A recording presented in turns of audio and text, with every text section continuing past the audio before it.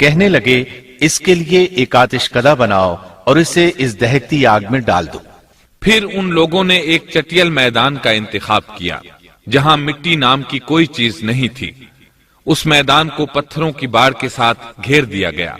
پھر سب لوگوں کو حکم دیا گیا کہ وہ لکڑیاں جمع کر کے اس گھیری ہوئی جگہ میں رکھیں۔ چنانچہ سب لوگ لکڑیاں جمع کر کے وہاں لانے لگے، یہاں تک کہ عورتوں اور بچوں نے بھی اس کام میں بڑھ چڑھ کر حصہ لیا۔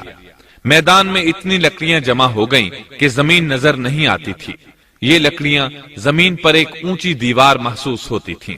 پھر ان لکڑیوں کو آگ لگائی گئی۔ جب آگ کے شعلے آسمان سے باتیں کرنے لگے تو انہوں نے ابراہیم علیہ السلام کو آگ میں ڈالنے کے لیے ایک جھولا تیار کیا۔ اس میں سیدنا ابراہیم علیہ السلام کو رکھا گیا۔ ہمیں اللہ کافی ہے اور وہی بہترین کارساز ہے۔ یہ کلمہ ہر محتاج اور مصیبت زدہ کو پڑھنا چاہیے۔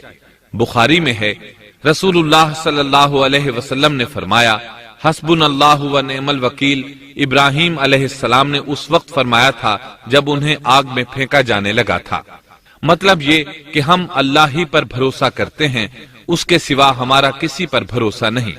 بعض روایات میں یہ بھی ہے کہ جب ابراہیم علیہ السلام کو آگ میں ڈالا جانے لگا تو جبریل علیہ السلام آئے اور کہا، اے ابراہیم، کوئی حاجت ہے تو میں حاضر ہوں۔ ابراہیم علیہ السلام نے فرمایا، اگر تم اپنی مرضی سے آئے ہو تو مجھے تمہاری کوئی ضرورت نہیں۔ ایک دوسری روایت میں ہے کہ بارش کے فرشتے نے حاضر ہو کر کہا تھا، اے ابراہیم، مجھے حکم دیجئے میں بارش برسا کر اس آگ کو بجھا دوں۔ لیکن ایسی تمام روایات ضعیف ہیں۔ یوں بھی اللہ کا حکم ان سے پہلے کام کرنے والا تھا۔ کہا، اے آگ ابراہیم پر ٹھنڈی ہو جا اور سلامتی والی ہو جا۔ گو انہوں نے ابراہیم کا برا چاہا لیکن ہم نے انہیں ہی نقصان پانے والا کر دیا۔ چنانچہ جب ابراہیم علیہ السلام کو آگ میں ڈالا گیا تو وہ ٹھنڈی ہو گئی۔ ابن عباس رضی اللہ عنہما فرماتے ہیں، اگر اللہ تعالیٰ آگ سے یہ نہ فرماتے کہ سلامتی والی ٹھنڈی ہو جا تو وہ اس قدر سرد ہو جاتی کہ اس کی ٹھنڈک سے تکلیف محسوس ہوتی۔ گویا آگ بھی اللہ کے حکم کے بغیر نہیں جلا سکتی، چھری اللہ کے حکم کے بغیر نہیں کاٹ سکتی، اس لیے کہ یہ بھی اللہ کی مخلوق ہیں اور ان کی قدرت بھی اللہ کے پاس ہے۔ وہ چاہے تو ان کو قدرت عطا کر دے، چاہے تو قدرت واپس لے لے۔ آگ کو ٹھنڈا ہونے کا حکم ہوا، وہ ٹھنڈی ہو گئی۔ اس نے نہ ابراہیم علیہ السلام کے کپڑے جلائے، نہ جسم کے کسی حصے کو کوئی نقصان پہنچایا، صرف وہ رسیاں جلائیں جن سے آپ کو باندھا گیا تھا۔ سبحان اللہ۔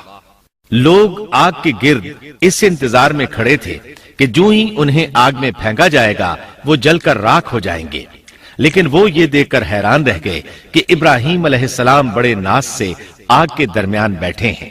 بعض روایات میں ہے کہ ابراہیم علیہ السلام فرمایا کرتے تھے، مجھے ان دنوں جو راحت اور سکون حاصل تھا ویسا آگ سے نکلنے کے بعد نہیں ہوا۔ لوگ اس معجزے کو دیکھ کر حیرت زدہ تھے۔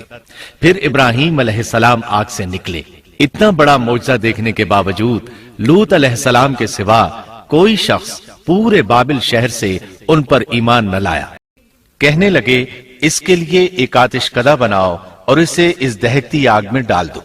پھر ان لوگوں نے ایک چٹیل میدان کا انتخاب کیا جہاں مٹی نام کی کوئی چیز نہیں تھی۔ اس میدان کو پتھروں کی باڑ کے ساتھ گھیر دیا گیا۔ پھر سب لوگوں کو حکم دیا گیا کہ وہ لکڑیاں جمع کر کے اس گھیری ہوئی جگہ میں رکھیں۔ چنانچہ سب لوگ لکڑیاں جمع کر کے وہاں لانے لگے، یہاں تک کہ عورتوں اور بچوں نے بھی اس کام میں بڑھ چڑھ کر حصہ لیا۔ میدان میں اتنی لکڑیاں جمع ہو گئیں کہ زمین نظر نہیں آتی تھی۔ یہ لکڑیاں زمین پر ایک اونچی دیوار محسوس ہوتی تھیں۔ پھر ان لکڑیوں کو آگ لگائی گئی۔ جب آگ کے شعلے آسمان سے باتیں کرنے لگے تو انہوں نے ابراہیم علیہ السلام کو آگ میں ڈالنے کے لیے ایک جھولا تیار کیا۔ اس میں سیدنا ابراہیم علیہ السلام کو رکھا گیا۔ کیا تو نے اس شخص کو نہیں دیکھا جس نے ابراہیم سے اس کے رب کے متعلق جھگڑا کیا، اس لیے کہ اللہ نے اسے سلطنت دی تھی؟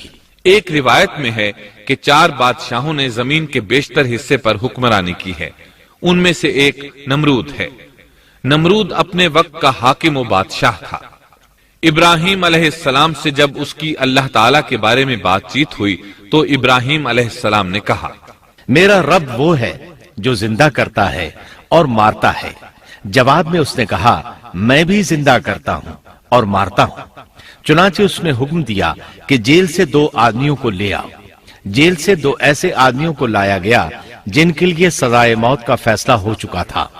اس نے ان میں سے ایک کے قتل کا حکم دیا، دوسرے کو معاف کر دیا۔ اس سے اس نے یہ ثابت کرنا چاہا کہ وہ بھی زندہ کر سکتا ہے اور موت دے سکتا ہے، اور کہنے لگا دیکھ لو میرے حکم سے لوگ مرتے ہیں اور میرے حکم سے انہیں زندگی ملتی ہے۔ اس کی بات سن کر ابراہیم علیہ السلام نے غور کیا کہ اگر وہ اس سے موت و حیات کے باریک فلسفے پر بحث کریں گے تو نمرود کا مقصد پورا ہو جائے گا اور میرا مقصد پورا نہیں ہو پائے گا۔ اس لیے بحث و مباحثے کی بجائے کوئی مضبوط دلیل پیش کر دی جائے تاکہ حق و باطل کے درمیان فرق واضح ہو جائے۔ چنانچہ آپ نے فرمایا بے شک اللہ سورج کو مشرق سے لاتا ہے، تو اس کو مغرب سے لے آ۔ کافر بادشاہ یہ سن کر مبہوت رہ گیا، اس کا سر جھک گیا۔ اللہ تعالیٰ فرماتے ہیں تب وہ کافر حیران رہ گیا اور اللہ نا انصافوں کو سیدھی راہ نہیں دکھاتا۔ ان تمام باتوں کے بعد نمرود کو یہ معلوم کرنے کی ضرورت نہیں رہی کہ ابراہیم علیہ السلام آگ سے کیسے نجات پا گئے، کیونکہ حقیقت اس پر آشکار ہو چکی تھی۔ وہ جان گیا تھا کہ اصل معاملہ کیا ہے۔ چنانچہ اس نے ابراہیم علیہ السلام سے کہا آپ اس ملک سے نکل جائیے، ہم آپ کو یہاں نہیں رہنے دیں گے۔ ابراہیم علیہ السلام نے عراق کو خیر بات کہا اور شام کی طرف ہجرت کر گئے۔ یہاں آ کر وہ حران نامی بستی میں مقیم ہوئے۔ اسی جگہ آپ نے اپنے چچا ہاران کی بیٹی سیدہ سارہ علیہ السلام سے شادی کی۔ اللہ تعالیٰ اس ہجرت کے بارے میں فرماتے ہیں